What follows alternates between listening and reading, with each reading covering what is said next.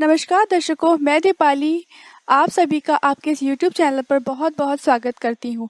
आज मैं आपको पूजा पाठ से जुड़ी हुई 6 महत्वपूर्ण बातें बताने जा रही हूँ, जिनके बारे में आप अक्सर सोचकर संशय में रहते होंगे कि इन्हें कैसे किया जाए और पूजा पाठ में ऐसी छोटी छोटी चीज़ें क्या करें कि जिससे आपको पूजा का पूरा फल मिले। तो सबसे पहले मैं आपको शुभ मुहूर्त का महत्व बताने जा रही हूँ। भारतीय इतिहास में शुभ मुहूर्त का बड़ा ही महत्व माना गया है। साल भर में पड़ने वाले त्योहार हो, सौभाग्यकारक व्रत हो, इन्हें शुभ मुहूर्त पर करने से उसका पूरा पूरा फल पूजा करने वाले को प्राप्त होता है और परिवार में सुख समृद्धि आती है। वहीं लंबे समय तक करने वाले व्रत हो तो इन्हें शुभ समय पर करने से फल में वृद्धि होती है। और अगर आपकी जन्म कुंडली में नकारात्मक ग्रहों के प्रभाव हो तो भी शुभ समय में किए जाने व्रत से कार्य सिद्धि अवश्य होती है।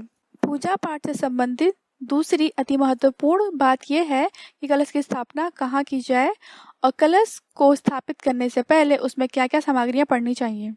कलश की स्थापना हमेशा माँ दुर्गा की मूर्ति या फोटो के ठीक दाहिने तरफ करनी चाहिए।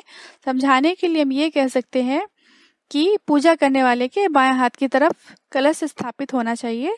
स्थापना से पहले कलश में गंगा जल, एक पान का पत्ता, थोड़ा अक्षत, कुछ मीठा, सुपारी, लौंग, हल्दी की गांठ, एक सिक्का और चाहे तो चांदी का सिक्का डाल सकते हैं, पानी वाला नारियल और आम का पल्लव।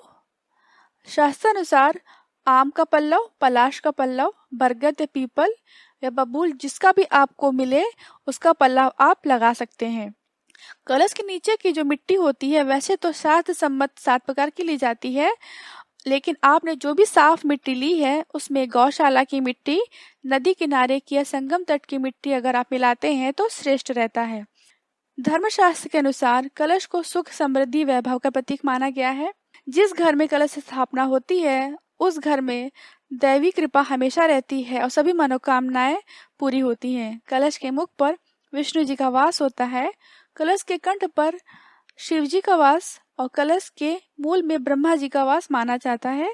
कलश के मध्य में समस्त देवी देवताओं और मातृ शक्तियों का वास रहता है और सभी तीर्थ स्थान की शक्तियां वहां वास लेती हैं।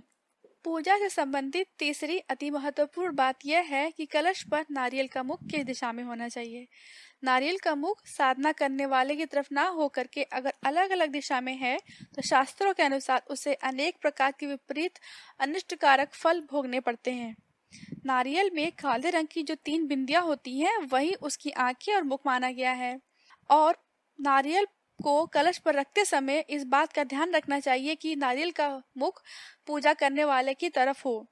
अगर हम किसी भी दैवी शक्ति की पूजा करते हैं या उसको आवाहन करते हैं और उसकी तरफ हम पीठ कर लें या फिर उसका मुख हमारी तरफ ना हो तो वैसे भी हमें कोई फल नहीं मिलेगा।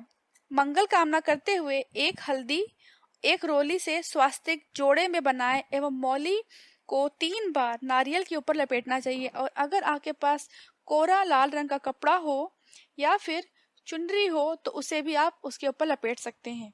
पूजा पाठ से संबंधित चौथी विशेष बात है, नवरात्रि में पूजा का विशेष समय क्या है और सामान्यतः किस दिशा में मुंह करके पूजा करना अच्छा होता है।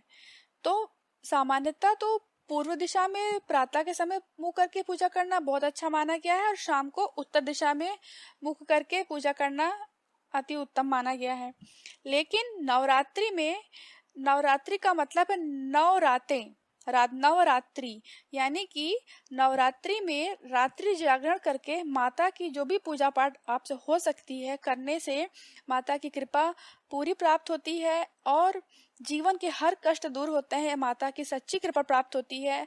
और नवरात्रि का मतलब है रात्रि जागरण करके पूजा करना। जितनी भी आप रात जग सकते हैं, अगर आपसे सामर्थ्य है आप जाग करके माता की सच्ची साधना करें, जप करें। ज्यादा कोई पूजा पाठ करना जरूरी नहीं है, आप चाहे तो माँ का नाम जप सकते हैं और माँ का ध्यान कर सकते हैं। बहुत से लोग बहुत पूजा नहीं कर पाते हैं, लेकिन नवरात्रि में माता का ध्यान करने से उनके ओम दुंग दुर्गाय नमः मंत्र भी अगर आप जपते हैं तो भी माता की बहुत कृपा प्राप्त होगी। 5वीं विशेष बात है दीपक का महत्व। दीपक को पूजा का साक्षी मान करके पूजा में अग्नि देवता के रूप में प्रज्वलित किया जाता है। इन्हें पुष्प अक्षर समर्पित करके प्रणाम किया जाता है। अग्नि देवता को सभी ज्ञानियों और विद्वानों का गुरु माना गया है और ये अज्ञान के अंधकार को नष्ट करने वाले पवित्र ज्ञान के प्रतीक हैं, जो हमारे और हमारे गुरु इष्ट आराध्य के बीच की अज्ञानता को और भटकाव को और किसी भी प्रकार की दूरी जो है उसे दूर करने में सहायक होते हैं। ये ज्ञान के रास्ते के मूक मार्गदर्शक होते हैं, जो हमारे अंतर मन के माध्यम से बोलने वाली आत्मा को शांति एवं एकाग्रता देते हैं। छठी विशेष बात है, दीपक की लौ किस दिशा में होनी चाहिए।